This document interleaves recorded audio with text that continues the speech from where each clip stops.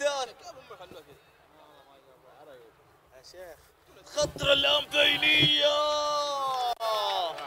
ماذا هو القرار؟ ماذا هو القرار للعبة القادمة؟ ركلة جزاء، ركلة جزاء هي لفريق العبري المقدم الآن للصقور. بيلعب له كرة. الله يا سالم، الله يا سالم. الهدف الأول لصقور بني مالك عن طريق سالم. وين رايح يا ستيف؟ وين جاي؟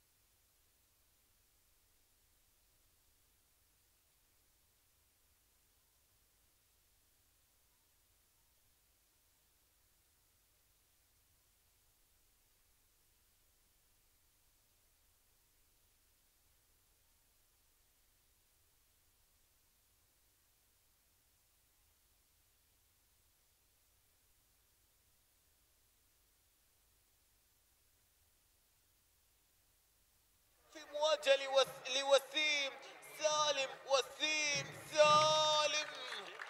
الله يا سالم. ديلان شاد وانتهى بعد صالح في المرمى. في المرمى بومبو. الركلة الثانية في المرمى.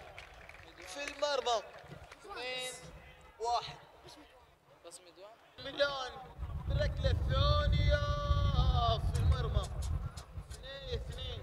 ثالثة للصقور. ميدو علي فهد. علي فهد. علي عيني. مواجهة لوسيم. الله يا مونتي. الرابعة ناجحة لفريقي اسكور العبري. مارزين يا معلم يا رايق كبير يا هارضحي. التقدم. في متابعة للعمعلو عماد.